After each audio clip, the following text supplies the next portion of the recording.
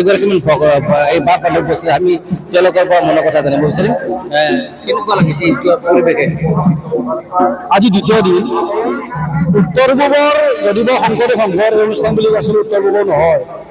আপুনি অধ্যয়ন কৰি চাই 93 বছৰ যেতিয়া ৰেকৰ্ডটো চাই নহয় গোটেই পৃথিৱীৰ এইটো ডাঙৰ অনুষ্ঠান বুলি ক'ব পাৰিব আৰু আপোনালোকৰ এটা কথা কওঁ যে গুৰুজনাৰ এই সংস্কৃতিটো একচুৱেলি আমাৰ BBC বা CNN যিবিলাক ডাঙৰ ডাঙৰ বিখ্যাত সংবাদ প্ৰতিষ্ঠান আছে তেখেতসকলে আছিল এই অনুষ্ঠানটো চলিব লাগে আমি বিশেষকৈ আমাৰ নৰ্থ ইষ্টৰ সংবাদ পাওঁ বিশেষকৈ আমাৰ ইণ্টাৰনেশ্যনেল লেভেলৰ যিখিনি সংস্থা আছে তাৰ পৰা নিলে আমি বেছি উপকৃত হ'ম বুলি ভাবিছোঁ আচলতে তেতিয়া আমাৰ আহি থকা প্ৰজন্ম আজিকালি ডিজিটেলৰ যুগ নতুন প্ৰজন্মৰ মোবাইল প্ৰতিটো হাততে থাকে ইয়াৰ যিটো বিশালতা ইয়াৰ যিটো আধ্যাত্মিক ইয়াৰ যিটো সংস্কৃতি মানুহৰ যিটো সমন্বয় সংহতি মায়ে যিটো দেখিছে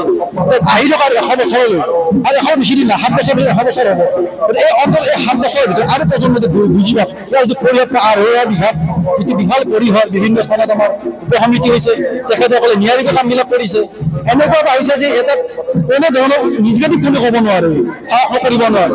গতিকে অসমত বিভিন্ন সংগঠন আছে কিন্তু শংকৰদেৱ সংঘৰ যিটো সংগঠন আমি সকলোৱে মানি ল'ব লাগিব আৰু শংকৰদেৱৰ যিটো সংস্কৃতি আৰু অসমতে গ্ৰহণ নকৰা বিকল্প ৰাস্তা মাজত নাই আৰু আমি ইতিহাসত ধন্যবাদ জানাইছোঁ আৰু আপোনালোকে জানে যে অহাকালৈ যি 93 শতাংশ বাৰ্ষিকীখনে 93 পতাকা উত্তোলন কৰা হ'ব আৰু তাৰপিছতে উলিওৱা হ'ব এক বৃহৎ সংখ্যক লাখ লাখ ভক্তৰে এক বিশাল শোভাযাত্ৰা আমাৰ এটি উপস্থিত আন এগৰাকী বান্ধৱী কি ক'ব কেনেকুৱা লাগিছে কৃষ্ণ জয়গুৰু শংকৰ এই আজি অধিৱেশন শ্ৰীমন্ত শংকৰদেৱ সংঘৰ 93 ৰঙীয়া অধিৱেশনে আজি হয়তো শ্ৰীমন্ত শংকৰদেৱৰ বিগত অধিৱেশনৰ বিশ্ব অভিলেখ ভংগ কৰিব কাৰণ আজি দ্বিতীয়তে ইমান জনসমুদ্ৰ লক্ষ লক্ষ ভকতৰ সমাগম আৰু বহাকাইলৈ যিটো পতাকা উত্তোলন ধৰ্মধ্বজা উত্তোলন আৰু ভাগৱত শোভাযাত্ৰাৰ যিটো আমি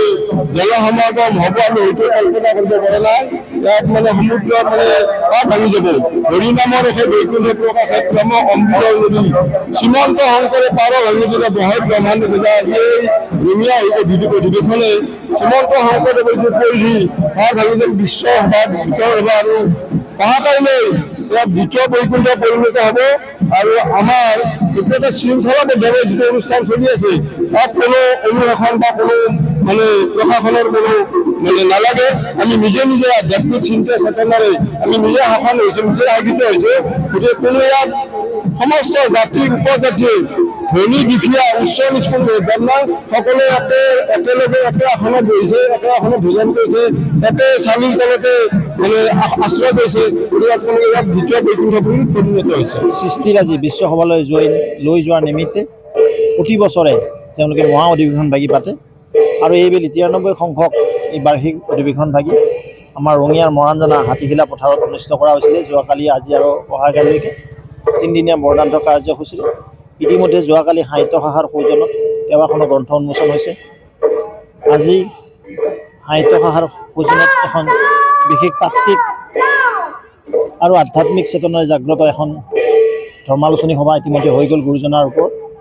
আৰু দ্বিতীয়খন সভা চলি আছে সাংস্কৃতিক শাখাৰ সৌজন্যত য'ত মাননীয় অসম বিধানসভাৰ অধ্যক্ষ ডাঙৰীয়া উপস্থিত আছে আৰু অহাকাইলৈ মুকলি অধিৱেশন ৰাতিপুৱা পবিত্ৰ ধৰ্মধ্বজ পতাকা উত্তোলন পৰৱৰ্তী সময়ত ভাগৱত শোভাযাত্ৰা বিশাল শোভাযাত্ৰা হ'ব আৰু পৰৱৰ্তী সময়ত এক ৰাজহুৱা যি আনুষ্ঠানিক সভা হ'ব এই সভাত মাননীয় মুখ্যমন্ত্ৰী মহোদয় মুখ্য অতিথি উপস্থিত থাকিব আমি আদৰণি সমিতি আৰু মূল সমিতি আৰু শংকৰ সন্মানৰ পদাধিকাৰসকলৰ সৌজন্যত প্ৰায় 20ৰ পৰা 25 লাখ ভক্তক বাপ বান্ধৱ আই মাতৃ সমস্তক আদৰৰ কাৰণে প্ৰস্তুত হৈছিলোঁ আৰু আশা কৰিছোঁ ৰঙীয়া অধিৱেশনখিনি যিখিনি কাম বাকী আছে এতিয়াও বা যিখিনি কাৰ্যক্ৰম হ'বলৈ আছে প্ৰভু কৃষ্ণৰ আশীৰ্বাদত সুন্দৰভাৱে সামৰণি পৰক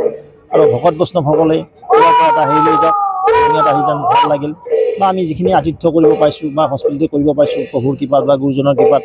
এই কথাখিনি সৰগত কৰি আগন্তুক দিনত যুৱ প্ৰজন্মক এক সমাজকাৰিত মন লৈ এখন সুন্দৰ সমাজ নিৰ্মাণৰ কাৰণে জাতি বৰ্ণ পাহৰি মহাপুৰুষ গুৰুজনাই দি যোৱা একহেব একদেৱ একবিনে নাহিকেব কৃষ্ণহি দেৱ কৃষ্ণহি সেৱ কৃষ্ণবিনে নাহিকেব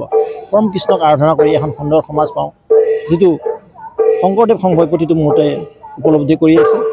মই আজি তাকে কামনা কৰিছোঁ এই সমাগম বৃহৎ সংখ্যক সমাগম লাখ লাখ ভক্তৰ সমাগম হৈছে দ্বিতীয় বৈকুণ্ঠত পৰিণত হৈছে এই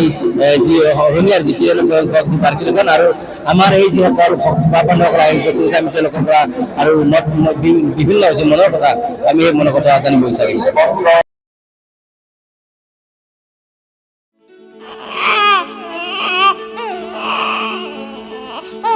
অভিনন্দন, আপোনাৰ এজনী ছোৱালী জন্ম হৈছে।